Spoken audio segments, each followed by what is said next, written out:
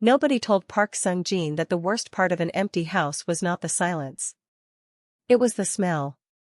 Or rather, the absence of it. The way a home stopped having any particular scent once it was only yours, no cooking from another person, no perfume left in the hallway, no specific presence that a room remembered when you walked in. His apartment in Mapo-gu smelled like nothing now. Clean nothing. The kind of nothing that had a weight to it if you stood in it long enough, which he tried not to do but sometimes did anyway, standing at the refrigerator at 5:30 in the morning in his slippers, looking at a container of leftover soup he had been finishing for 3 days. He was 60 years old. He had been a husband for 33 of those years. And for the past 2 years, since the cancer had finished what it started with Myung-hee, he had been practicing the uncomfortable art of existing as just himself, which was harder than it looked because he had become so entirely a husband and a father that being just a man felt like a role he had not rehearsed. He was not miserable. He wanted to be precise about this, even in his own thoughts. He was not miserable. He went to the market. He played baduk. He watched the evening news. He walked along the Han River path when the weather allowed. On Sundays, his son Jinho and Jinho's wife Sun-young brought the grandchildren and the apartment filled for a few hours with exactly the right kind of noise, and then they left and the apartment was so quiet by contrast that he could hear it. He went to the Mangwon market every Thursday morning. This was a habit with logic behind it. The Thursday delivery meant the freshest produce, but it had also become something else, something he would not have named as emotional if asked, but which functioned emotionally. The market was loud and specific. The vendors knew his face. The morning light came in at an angle that made the fruit stalls look like something worth stopping for. He walked through it and felt, for the length of the walk, like a person who belonged to a place. It was on one of these Thursday mornings in mid-September, the air just beginning to carry the first real announcement of autumn, when he saw her. She was at the produce stall at the corner, the one run by the Ajumma who had been overcharging foreigners for as long as the market had existed and would continue doing so until someone pushed back with enough warmth and precision to earn a fair price. This woman was pushing back. She had a bunch of kale-like leaves in both hands, holding them up to the morning light with the concentration of a jeweler examining something valuable, turning them slowly, completely undisturbed by the person waiting behind her or the mild impatience of the line forming at her elbow. She was dark-skinned and beautiful in the specific way of a woman who had long since stopped managing her beauty and simply had it, silver threading through her locks where they were pulled back from her face. She wore a long coat the color of dried earth, rust and amber, that had clearly lived a full life already and was still doing the work. She had presence the way certain buildings had presence, you felt it before you fully registered it. He was waiting for the perilla leaves. He needed perilla. He had been trying to make Myung-hee's perilla kimchi from memory for 6 weeks and failing differently each time, which was its own kind of instruction. But the woman was standing exactly where the perilla was, absorbed in her own inspection, and he was not in any hurry, and so he waited. She said something to the Ajumma in Korean. Not careful, apologetic Korean. Not textbook Korean with its formal edges and deliberate spacing. She spoke Korean the way you spoke a language you had decided to own, confident, naturally cadenced, her own particular rhythm inside it. The Ajumma laughed. A real laugh. And gave her a price that was 301 less than it had been a moment before, which represented a genuine negotiation victory. He was 3 people away and he found himself smiling. He ended up behind her at the Doenjang stall. Then at the Gachuguru stall. Not following, simply going where the market took him in the same direction it was taking her. At the Doenjang stall she was comparing 2 containers with the same methodical attention she had given the produce. The vendor was explaining fermentation regions. She was listening with her head slightly tilted, the posture of a person actually learning something. He said, without entirely planning to, the one on the left is less salty. Good if you want control. But for soup, the one on the right. More depth. She turned and looked at him. Not the brief flickering look of a stranger being addressed on the street, the kind that processed and moved on. She looked at him properly, for 2 full seconds, the way a person looked at something they were deciding what to do with. Then she picked up both containers, compared them once more, and set one down. "Soup," she said, in Korean. "I am making soup." She took the one on the right. He bought his own doenjang and walked home. He thought about the rust-colored coat and the way she had held the leaves up to the light. He thought about it briefly and then put it away in the sensible place where things with no clear next step went. He was 60 years old. He had enough experience to know when a thought was just a thought. He made soup that afternoon. It came out well. He thought about her again when it was good. Her name was Chioma Eze, and she had come to Seoul 8 years ago following her daughter Kalota, who had married a Korean man named Kwon Sung-woo and made Seoul her home with the focused stubbornness of someone who had decided and would not be undecided. Chioma had come first to visit, then to stay the summer, then to stay the year, and then one morning she had simply acknowledged that she was no longer visiting. She was living here. She had stopped being a guest in her own daily life. She was 57. She had been a wife for 29 years, until her husband Emeka died of a heart attack 3 years ago at 61, quietly, in a way that felt like a personal betrayal from a man she had never known to be quiet about anything. He had been loud and certain and full of opinions about everything, including how long he intended to live, and then he was simply not there anymore, and the house in Lagos had taken on a different quality overnight. She had not come to Seoul to recover. She did not think of herself as someone recovering. She had come to Seoul because Kalota was here, and because Kalota's children, Chioma's grandchildren, 5-year-old Tae and 3-year-old Yemi, who had been given both a Korean name and a Yoruba one from their father's side and their mother's respectively, were growing up in increments that a phone screen could only partially capture. She had come to be present. She lived in an apartment near the Mangwon market that she had made carefully, over 2 years, into a home that belonged to her specifically. There was a balcony where she grew Adaeze and garden egg and a tomato vine that should not have been able to thrive in Seoul's climate and was thriving anyway, because she spoke to it with the same directness she brought to everything and it had apparently responded. Her apartment smelled like herself, like the cooking she did and the tea she drank and the specific incense she burned on Sunday mornings, which had become a Seoul Sunday ritual as much as it had been a Lagos one. She spoke Korean because she refused to be a bystander in her own life. She had started with books and become frustrated with books and moved to the market, where the language was practical and immediate and you learned it correctly because the alternative was being overcharged. After 3 years she argued in Korean. After 5 she dreamed in it occasionally. After 8 she could tell when someone was lying by the particular quality of their formality, which was the real fluency that no class ever taught. She did not miss being married the way people expected her to. She missed Emeka in the way you missed a specific, irreplaceable person. She missed the sound of him in the morning, the way he told stories with his hands, the warmth of him in a room, all of these specific and true. But she did not miss marriage as a category. She had been good at it, she thought, and Emeka had been good at it too, and they had made a genuine life. But she had discovered, in the 3 years since, a version of herself that was more fully herself than the married version had been, more direct, more settled, more comfortable with her own opinions. She liked this version. She intended to keep her. Her daughter Kalota worried about this, which expressed itself as suggestions. Was Chioma going to church regularly?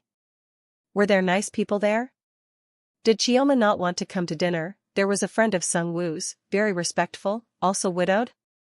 Chioma always answered gently and with finality, and Kalota always made the face, and Chioma would go home and tend her tomato vine and feel that she had handled things correctly. She was not thinking about any of this at the Doenjang stall. She was thinking about the soup she was developing, a fermented base soup that combined the depth of Doenjang with a ground crayfish she had been importing from Lagos in small containers and using carefully, a project she had been working on for 18 months and had not shown anyone. The man who gave her the good advice about the right container did not know he had contributed to this project. He had a still face, silver at his temples, a composed quality that was not distance but choice. He had looked at her when he spoke and not through her, which she noted and filed and then let go of, because one interaction in a market was just one interaction in a market. She made the soup. It was the best version yet. She ate it slowly, by the window, watching the market street below go about its afternoon, and she thought, the right container. She thought about the man once more. Then she put it away. She saw him at the Mangwon market the following Thursday, at the vegetable section, shopping with the methodical efficiency of someone who had a list and knew what to do with it. He saw her too. Their eyes met briefly and she said, in Korean, because there was no reason not to, the soup was good. The right container made the difference. He said, good. They went in opposite directions. She thought about this on the walk home, the economy of it, 2 sentences, no excess. She had spent 3 years surrounded by the particular Korean version of social niceness that sometimes said very much without saying anything, and this man had said 2 words and meant both of them. She found this quietly interesting and then filed it in the same place as before, and went home and did other things. The community center was in Hongdae, 15 minutes by subway or 25 on foot when the weather was worth walking in. Chioma went to the conversation circle run by a facilitator named Sojung, a graduate student who had designed it as a thesis project and was now 3 years past her thesis because the conversations were too good to stop. They discussed real things, aging in urban spaces, language and identity, what neighborhoods owed to the people who had lived in them longest. Chioma had been attending for 6 years. She was, at this point, as much a fixture as the samovar. She arrived on a Tuesday in late September to find him in the common area. He was not there for the conversation circle. He was passing through on his way to the biduk room at the end of the hall. He had a small bag, his coat folded over one arm, and the specific quality of a person moving from one fixed point to another. He saw her and stopped for exactly one breath. Then he continued. Sojung, who she had long suspected noticed everything in any room she occupied, said afterward, while pouring tea, you know in Sangnam Park. He comes Tuesdays and Thursdays. He is private. But his biduk game has improved since his wife died, which Choi SSI finds very inconvenient. Chioma said she didn't know him. They had spoken about Doenjang. Sojung's expression indicated that she had received this information as significant and was choosing not to say so yet. His name is Park Sung-jin, Sojung spoke, handing her tea. Retired civil engineer. His wife died 2 years ago. His son is an architect. He has never once talked about any of this, I know from Choi SSI, who has talked about all of it. Chioma drank her tea and did not make anything out of this. But she noted, the following Tuesday, that they arrived within 15 minutes of each other. And the Tuesday after that, the overlap was longer. The community center had a common area with 3 round tables and a tea station and adequate natural light, and there was always a period, arriving and departing, when people moved through it. She was usually at the tail of her conversation circle when he was arriving for biduk. The timing was consistent. He brought her tea from the machine on the 3rd Tuesday. He did not ask. He came back with 2 cups and placed one in front of her with the matter-of-fact quality of someone doing something that made sense. She accepted it with the same matter-of-factness. The 4th Tuesday she brought a small container of the crayfish doenjang crackers she had been making. She gave them to him the same way, without ceremony, with the implicit understanding that he would form his own opinion and she was not lobbying for it. He tasted one with the careful expression of a man conducting a fair assessment. He was quiet. He took another one. He said, finally, these are very good. She heard the precision in it, not the warmth of compliment but the accuracy of a finding, and appreciated it more than the warmth would have given her. He told her his name. She told him hers. He said it back, Chioma, without rushing it, finding the right place for the middle syllable, not swallowing the end. She had heard her name said in many versions by people who were trying and people who were not. He was trying and succeeding, which was its own distinct category. They found out they lived in the same neighborhood. 4 streets. They found out about the widowhoods, his 2 years, hers 3. They found out they had each arrived in their apartments through the decision of someone else, his son had chosen his, her daughter had helped choose hers, and had spent the subsequent time quietly making those apartments their own. They did not call this friendship. They did not call it anything. It was 2 cups of tea and a Tuesday overlap in a community center common area, and that was what it was, and it was pleasant, and Chioma thought no more of it than that. Until the walk home started. It happened without arrangement. The 3rd Tuesday of October, they were both leaving at the same time and the direction was the same. The conversation had not finished. They walked. At the corner where their streets divided, she said good evening and he said good evening and they went their separate ways. The following Tuesday the same thing happened. By the 3rd time, it was simply what Tuesdays included. She learned things on those walks. He had been a civil engineer for 31 years, infrastructure, the unglamorous but essential work of water systems and drainage and the structures that held a city's function together while the visible things got all the attention.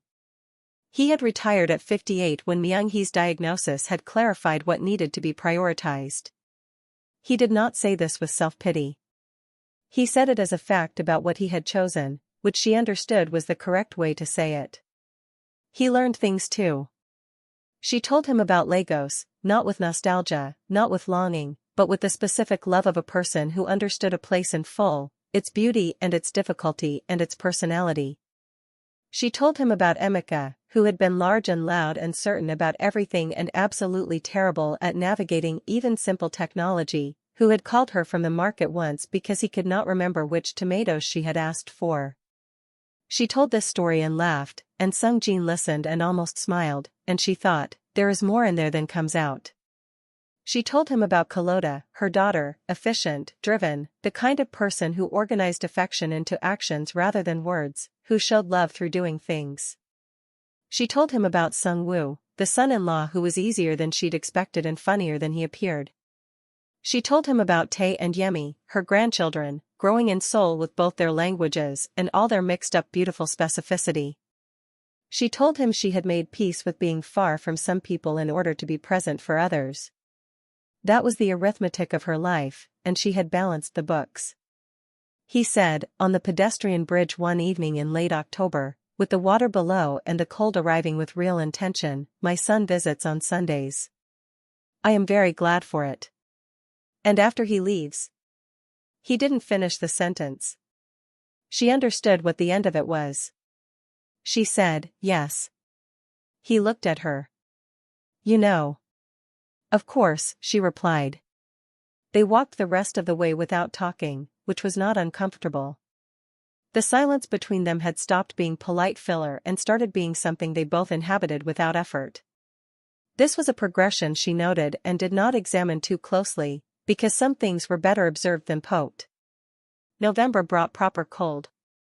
The market wore it differently, the vendors more layered, the hot soup cart in its winter position of maximum relevance, the morning air with a quality that made everything feel slightly more deliberate. Chioma kept finding reasons to be out in it. This was not unusual, she had always preferred being out to being in, but the specific Tuesday-shaped hole in her week had acquired a different quality. She found herself on Tuesday mornings choosing her coat with more attention than the weather strictly required. He had been working on Myung-hee's perilla kimchi since August, he told her one Tuesday, and kept failing it. She asked him the question that mattered, where did he think it was going wrong? He said he thought it was the salt stage. She told him it was probably the garlic balance actually. And the salt stage was the symptom. He looked at her with the expression of a man revising a diagnosis. She said she had notes, if he wanted them, she had spent 3 years extracting the method from the ajema at the corner produce stall. He said he would like the notes. She wrote them out that night in 2 pages of careful Korean, with a margin annotation on the second page that said, the garlic is the soul of this. Do not approximate it. She folded them and brought them to the community center on Thursday, knowing he would be there for Baduk, and left them with Sojung to pass along. He sent a reply through Sojung on Saturday, 1 batch done. Almost right. The garlic was the soul of it. She was in her kitchen when she read it. She laughed, the full kind, the kind that comes when something lands exactly where it needed to and you weren't quite expecting it. She stood there in her kitchen with the note and laughed, and then felt the warmth of the laugh settle into something quieter, and thought, when was the last time? She could not remember precisely when the last time was, and this told her something she was not yet ready to name. The first week of December, he brought her a small jar of the perilla kimchi. He handed it to her at the community center with the expression of a man trying to be casual about something he was not particularly casual about. She took it home and opened it at the kitchen counter and tasted it standing up, which was how she tasted things she was taking seriously. It was very good. The garlic was exactly right. She thought about the man who had worked on this since August, who had taken her notes seriously enough to make them work, who had brought the result not with fanfare but with the careful restraint of someone delivering something that mattered to them and refusing to make a performance of it. She thought about the silver at his temples and the still quality of his face and the way he said Chioma like he had decided the syllables were worth the effort. She put the kimchi in the refrigerator and made tea and sat by the window with the city below, and she was honest with herself in the private way she was honest when no one was watching. Something was happening. She was not going to pretend otherwise. She was 57 years old, not an idiot, not a romantic who mistook warmth for something larger. But she also was not going to pretend she was indifferent. She was not indifferent. The question was what to do with that, and the answer was, nothing yet. Go slowly. Let the Tuesdays continue. See what the next season brought.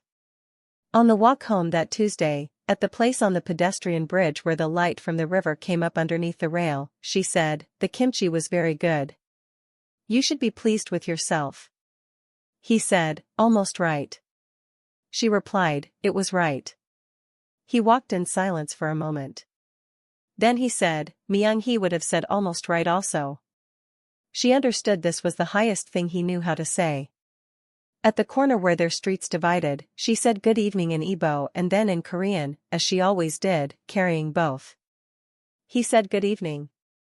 And then he said her name, all of it, Chioma, every syllable in its place, and she walked the 4 streets home and did not pretend to herself that Tuesday felt like any other day of the week.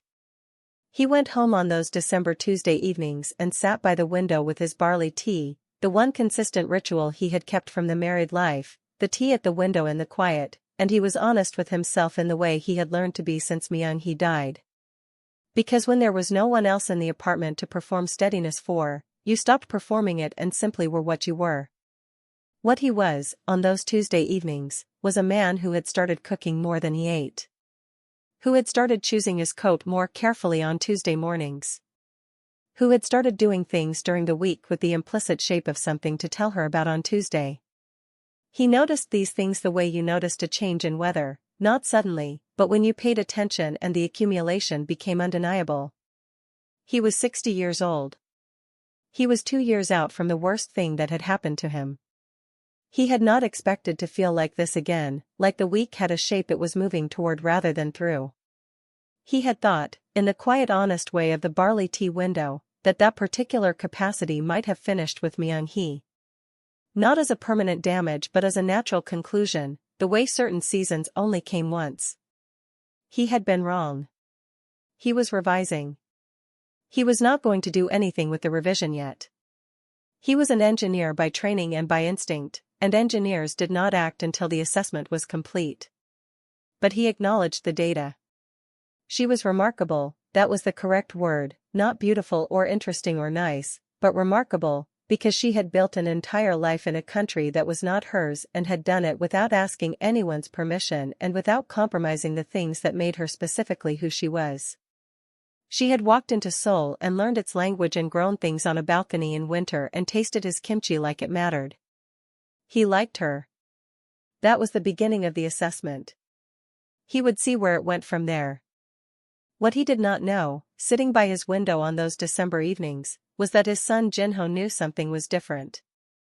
Jinho was an architect. He read spaces for a living, the way light moved through a room, the way a person inhabited a floor plan, the small structural revelations that told you more than the surface. He applied this, helplessly, to his father. He had been reading his father since the funeral, measuring the shape of the grief, monitoring the load-bearing walls. For 2 years the readings had been consistent, functional, stable, narrow. A man who was getting through. Since October, the readings had changed.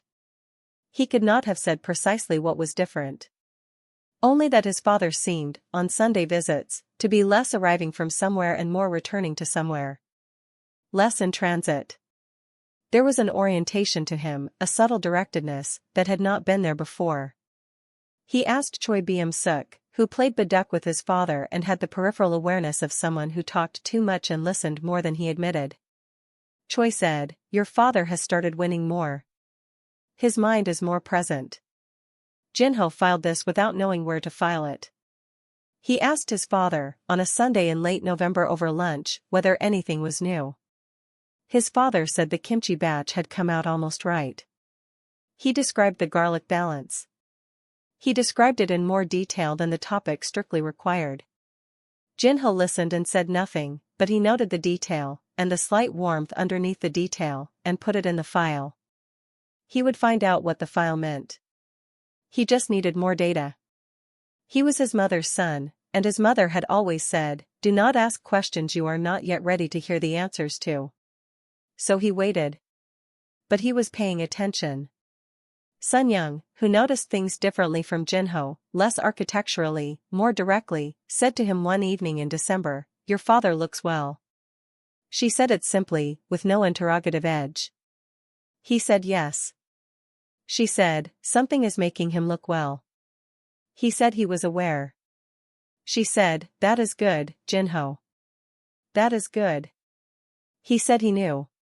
She looked at him with the look she had for when he knew something and was not yet ready to feel it, and then she let it go, and he appreciated both the observation and the letting go. On the other side of 4 streets, Kalota, Chioma's daughter, not to be confused with Chioma's history of naming, was also paying attention. Kalota had a mother's instinct, which was the sharpest kind. She called 3 times a week. She noticed inflection. She noticed which stories her mother told with what kind of warmth. She had noticed, since October, that her mother mentioned the community center more and described it differently, not as a place she went to, but as a place something happened at. She noticed that her mother had been buying more doenjang than usual, which was a small thing that in isolation meant nothing and in context meant something. She had not said anything yet. She was building her case. She was Emika's daughter as well as Chioma's, and Emika had believed in evidence. She would wait until the evidence was conclusive, and then she would have a feeling about it, and then she would express the feeling to her mother with the directness they had always shared. She suspected the feeling, when it came, would be complicated. She loved her mother completely. She also had spent 8 years watching her mother rebuild herself into a self-sufficient, settled, entirely particular person, and there was a protective instinct under the love that wanted to keep that self in its current intact form, not because she thought her mother incapable, but because she had watched her become capable, and she knew what it had cost, and she did not want it undone by someone who did not understand the price. These were the undercurrents, invisible to the 2 people walking home on Tuesday evenings from the community center, moving through them regardless. The city moved through December. The lights went up on the commercial streets. The river narrowed at the edges with cold. And between a doenjang stall in September and a jar of perilla kimchi in December, 2 people had traveled further than they had intended when they started. Tuesday was coming again. It was always coming, now. Kalota found out on a Wednesday, which she would later say was a mercy because Wednesdays were already disruptive days and one more disruption did not alter the fundamental character of the week. She had called her mother in the morning, the midweek check-in, the call that served as Kalota's quiet monitoring system running under the guise of staying connected. Her mother answered sounding well, which she always did. They talked about the grandchildren's school performance, about a recipe Chioma was developing, about the cold. Then her mother said, "I went to the community center Tuesday," and something in the way she said it, a small warmth underneath the neutral reporting, made Kalota stop and listen differently. "And how was it?" Kalota said. "Good. Very good." The very was the tell. Her mother did not use very casually. Her mother was specific with language, had always been specific with language. Emeka used to say Chioma spoke the way she cooked, nothing wasted. Is there something new at the center? Kalota asked, in the tone of a daughter who knows. Her mother's pause was brief but present. There is a man, Chioma said. Because she had not raised Kalota to be managed and was not going to start now. He is Korean. He is widowed. We walk home together on Tuesdays. It is not a big thing, Kalota. The silence that followed was the silence of a daughter reorganizing something. How long? Kalota asked. Since October. Mama. It is December. Yes. That is 3 months. I can count, Kalota. Who is he? What does he do? His name is Park Sung-jin. He is retired. He was a civil engineer. A brief pause. He makes very good perilla kimchi. Kalota heard the warmth in this last sentence and it gave her a feeling she did not immediately know how to classify. Not quite fear. Not quite disapproval. Something more like the feeling of seeing someone you love standing at the edge of something high and not knowing whether they are about to fall or fly. How old? Kalota said. 60. He is older than you. By 3 years, Kalota. He is not ancient. His family. Does he have a son? Jinho. I have not met him. We are not at that stage. But you might be. A pause. We might be. Kalota put down the coffee she had been holding. She looked at Sung-woo, her husband, who was reading at the kitchen table and had long ago perfected the art of appearing not to be listening when it was wiser not to. He glanced up. She shook her head slightly. He glanced back down. Mama, Kalota said. You have built a very good life here. You came here and you built it and it is yours and it is good. Yes, Chioma said. I don't want to see anything. Disrupt it? Chioma said. Kalota said nothing. Kalota. I am 57 years old. I have been alone for 3 years.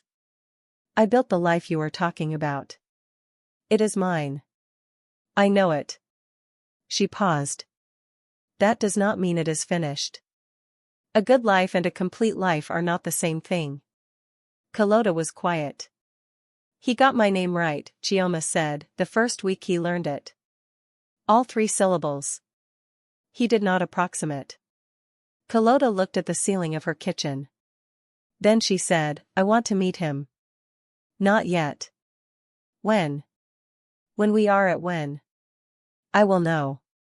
Kalota hung up 30 minutes later, after they had talked about other things in the way of people who needed to let a large topic breathe before returning to it. She sat at the kitchen table. Sung-woo put down his book. She has someone, Kalota said. Korean? Sung-woo asked. Yes. He thought about this. Is she happy? She sounds, I don't know. She sounds like herself but more so. Sung-woo nodded slowly. That's usually good. Sung-woo. She looked at him. Her whole life here is hers. She built it alone. She doesn't need, what if it goes wrong? What if it goes right? Sung-woo said, mildly. Kalota looked at him. He looked back at her with the steady, uncomplicated expression of a man who had married into this family and loved it and knew better than to be the voice of conflict. I want to meet him, Kalota repeated. I need to meet him. She said not yet, Sung-woo said. Yes. Kalota folded her hands on the table. She said not yet. She said it with the tone of someone who had heard the words and was not necessarily bound by them. Jinho found out the following Sunday, through the mechanism of a 4-year-old. His daughter Senna was at the age of total environmental investigation, moving through spaces with the focused curiosity of a small archaeologist. She had been through every accessible surface of her grandfather's apartment and had previously unearthed interesting objects, a commemorative coin, a folded map with handwriting on it, a pen with no cap that she now considered hers. This Sunday she brought 3 things to the lunch table in sequence: a hair tie that was clearly not Sung-jin's, long and dark and bearing a specific texture, a small folded note in handwriting that was not his, and a container from the shelf in the kitchen that smelled strongly and differently from his usual things and had a label she could not read. Sung-jin received each item from Senna's hands with the calm of a man who had been expecting something and had simply not known the form it would take. He set the hair tie aside. He put the note in his pocket. He told Senna the container was from a friend and put it back on the shelf. Jinho watched all of this from across the table. He said nothing during the meal. He passed the side dishes and asked Minjun about school and listened to Sunyoung and his father talk about the cold snap.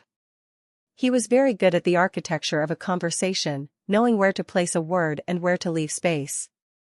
He left space and observed.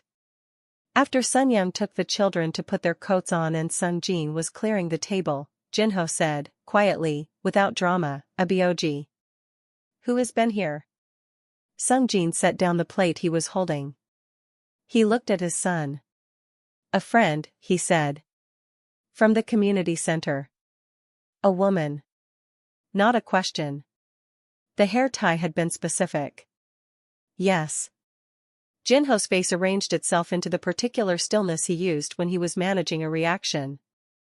It was his mother's expression, reorganized by time and his own character into something that looked like composure but was actually active containment. Sung-jin recognized it because he had lived with the source of it for 33 years. "Korean?" Jinho said. "No," Sung-jin answered. He watched his son absorb this. "Where from?" "Nigeria. She has been in Seoul 8 years. She speaks Korean fluently." Jinho was quiet for a long moment. He picked up a dish and carried it to the kitchen and set it down. He came back. He looked at his father with an expression that Sung-jin needed a moment to name, and when he named it, it was not what he had expected. It was not anger. It was not disapproval exactly, though there was some of that in the architecture of it. Underneath it all was fear. His son was afraid of something, and the careful expressionlessness was the shape the fear took when Jinho was trying to be respectable about it. "Aboji," Jinho said, "it has been 2 years. I am aware. 2 years is not," he stopped. Started a different direction. "What would people say?" "People," Sung-jin said, with a steadiness he had been practicing for 60 years, "have always said things. I have never found that a persuasive reason to arrange my life around their preferences. It is not about what people say." Jinho's voice was lower now, more genuine, the managed version giving way slightly. "It is about, Aboji. Yomioni. It has only been 2 years. "I know how long it has been," Sung-jin said gently. "I know exactly how long it has been. I have lived every day of it." Jinho looked at the table. He looked at his father. "This is not Yomioni," he said. Not as an accusation. As a fact being placed somewhere visible. "No. She is not. And she is not meant to be," he replied. A pause. From the hallway, Minjin's voice asking about his shoes. "I want to meet her," Jinho said finally. "We are not at that point. I would still like to know." "When we are at that point," Sung-jin said, "you will meet her. I promise you that." Jinho nodded. He looked like a man holding more than he was expressing, which was how Jinho always looked when something genuinely mattered to him. He put his coat on slowly. At the door, he stopped and said, without turning, she makes you seem different." "I don't know what to do with that yet." Sung-jin said, "Neither do I." Jinho left. The apartment was quieter than usual after they went. The thing about children, even grown children, even children who were 40 years old with their own children and careers and completely formed lives, was that they did not stop being children when it came to their parents. They carried the specific terror of loving someone who existed before them and would exist after them in some form and could still, at any moment, make a choice that changed the family's architecture. Jinho had organized his love for his father into structure and visit schedules and careful observation, and now the structure had a variable in it he had not accounted for. He told Sun-young that night. She listened, and then she said, "He looked well today, Jinho. Did you notice that?" He said he had noticed. She told him, "Don't make this about you. It is about him." He looked at her. She met his gaze without blinking. He said, "I know. You know it up here." She touched the side of her head.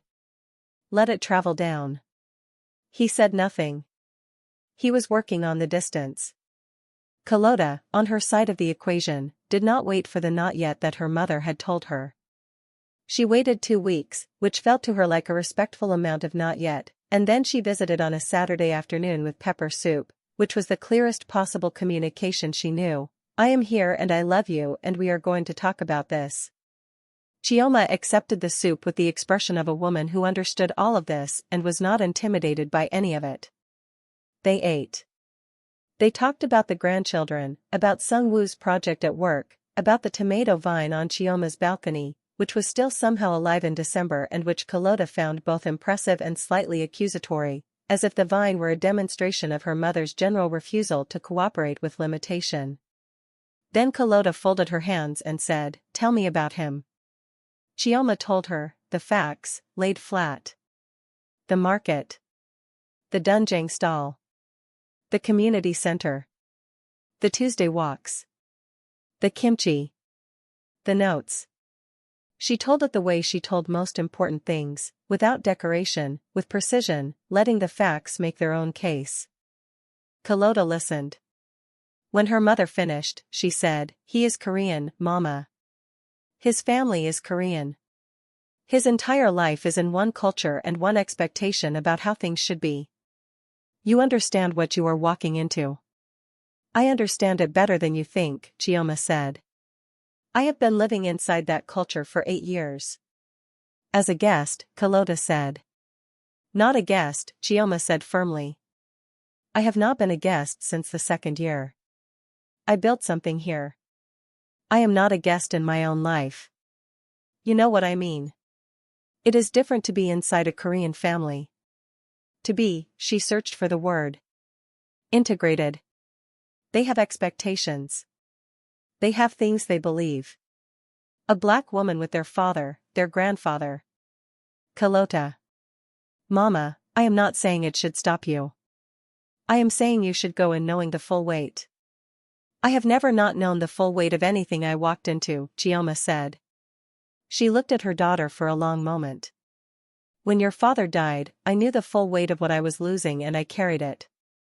When I came to Seoul, I knew the full weight of starting over in a foreign country at 54 and I carried it. I know how to carry things. This is not new." Carlotta looked at her mother.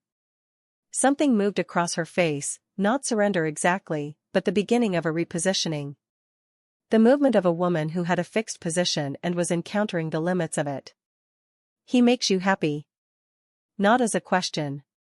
"He makes Tuesdays feel different from other days. For now, that is what I have. And it is not a small thing." Carlotta was quiet. She looked at her soup. She looked up. "I want to meet him, Mama. I need to see him with my own eyes. I need to." "Not yet. Mama." Carlotta. "Let me have my season first. Let me have my Tuesdays. When it is time for meeting, I will know. And I will tell you, and you will come, and you will meet him, and you will see for yourself." She reached across and covered her daughter's hand.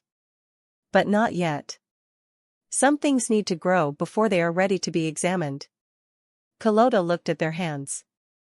Then she said, in Igbo, something soft and not quite translatable, "The thing you said when you were choosing trust over worry," and Chioma understood it and held her daughter's hand for a moment longer. They finished the pepper soup. But things began to accelerate in the way that things did when they were real, not because anyone rushed them, but because real things had their own momentum. January arrived. The cold deepened. And what had been Tuesday walks home became something with more shape. He had begun waiting for her outside the community center rather than their convergence in the common area. A small shift. She noticed it the first time and said nothing, and the second time felt something settle in her chest at the sight of him there, coat on, hands in pockets, looking toward the door in the particular way of someone who is expecting someone. She felt it and acknowledged it to herself with the honesty she maintained about her own interior. She was glad to see him. She was very glad to see him. The gladness was specific and warm and growing. They had tea one Friday, not a Tuesday, just a Friday, because he had passed the market and seen a new stall selling something he thought she would find interesting and had sent a message through Sojung suggesting they go look at it together. This was not a Tuesday. This was a choice that did not require the logic of the community center schedule. They both knew it. They went anyway and looked at the stall, which sold traditional fermented products from different regions, and they discussed fermentation for 40 minutes while the vendor watched them with the quiet satisfaction of someone whose customers understood what they were selling. Then they had tea at the cafe nearby. Over the tea, she said, "My daughter wants to meet you." He looked at her. "What did you tell her?" "Not yet." He was quiet. "My son also would want to. He knows something is different. He is processing it." "How is he taking it?" He was honest. "He is afraid. He does not say so, but that is what it is." "What is he afraid of?" "Many things. Some of them are his to be afraid of. Some of them," he paused. "Some of them are about what I represent, I think. The living parent. The one who keeps making choices." She looked at him steadily. "Children forget that we were people before they arrived. That we have an entire interior life they did not witness and do not fully know." "Yes," he said. "That is exactly it." They were quiet for a moment. The cafe moved around them. "I am not going to stop seeing you because my daughter is uncomfortable," she spoke finally. Not defiantly. As a simple statement of her own position. He looked at her. Something in his face settled, found a place to be that it had not quite found before. "Good. I am not either." This was the first time either of them had said anything so direct. She looked down at her tea. She looked up. "We should probably acknowledge what this is." He replied yes. "We should." Neither of them said anything for a moment. Then he said, very simply, very directly, with the precision that was his native language, "I would like to keep seeing you. Not just on Tuesdays. Because I want to, not because the schedule allows for it. Because," he paused and found the right word. "Because I have started thinking about things I want to tell you. About the week. About things I notice. And the person I want to tell them to is you." The cafe was warm. The city was cold and close outside the glass. She smiled at him. "I know. I have been thinking about things I want to tell you too." He looked at her. "So," she continued. "We are acknowledging it." "We are acknowledging it," he said. They finished their tea. They walked home together in the January cold, not on a Tuesday, just on a Friday, because they wanted to. What they did not know, walking through Mapo-gu in the winter with the city pressing warmly in on all sides, was that Adaeze and Jinho had already found each other. Not intentionally. Adaeze had mentioned to Sung-woo that she wanted to know more about this Park Sung-jin, and Sung-woo, who had more connections in the city than he generally drew attention to, had asked quietly, and the asking had eventually reached Jinho's office through a mutual professional contact, the way things moved in Seoul's overlapping circles. Jinho had found out that the Nigerian woman his father was seeing had a daughter who had married a Korean man, and that the daughter had concerns, and that the concerns were similar to Jinho's concerns, which was to say, protective and uncertain and running underneath the surface of everything. Jinho had called Adaeze. It was an awkward call, between two people who had no relationship with each other and were calling each other about the relationship between two other people. But they were both direct enough to get through the awkwardness quickly, and what they found on the other side of it was something they had not expected. They were the same kind of worried. Both of them afraid for a parent they loved. Both of them uncertain about what was coming. Both of them trying to protect something that might not need protecting, and not sure how to be sure. Your father, Adaeze asked on the call, what is he like? Jinho thought about this. He is quiet. He does not say things he does not mean. He builds things slowly and carefully. He has not been fully present since my mother died, and recently that has changed. He paused. I don't know what to do with the change. Adaeze said, my mother built her whole life here from nothing. She learned this language from scratch. She grew things on a balcony that should not grow. She was completely alone for 3 years and made it into something good. And now, she paused. She sounds like herself but more. I don't know what to do with that either. They were quiet for a moment on the phone. You are afraid she will be hurt, Jinho said. Yes. By your father, by your family's reaction, by the neighborhood. I am afraid my father will be hurt, Jinho told her too. And also, he stopped. Restarted. I am afraid of what it means. My mother. The family. The way things have always been. Adaeze said, the way things have always been is not the same as the way things should be. Jinho was quiet. I know that. I know that. I am working on the space between knowing it and feeling it. We both are, Adaeze said. They agreed to meet.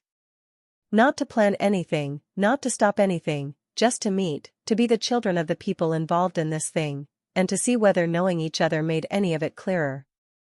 They met the following Saturday at a cafe between their workplaces and talked for 2 hours, and at the end of it they did not have answers but they had something more useful. They understood each other. They understood that they were both running the same fear from different angles. And that the fear, however real, was not a verdict. Walking back to her office, Carlota sent her mother a message. It said, I think you're Sung-jin's son and I might understand each other. Her mother replied, good. That is where we start. Jinho, walking back to his office, said nothing to anyone. He sat at his desk for 10 minutes before opening his computer. He thought about his father, standing at the market stall in September, being told which Doenjang to buy by a woman who had built a life in Seoul on pure refusal to accept limitation. He thought about the coat his father brushed carefully before Tuesday mornings. He thought, he has not brushed his coat in 2 years. He opened his computer and tried to work. To be continued in part 2. The children understand each other. But understanding is not acceptance. And when the families finally gather in the same room, understanding is not enough to stop what starts. Subscribe to Afro-K Storyverse, turn on your notifications, and come back for part 2, where love is tested by every obstacle left to face.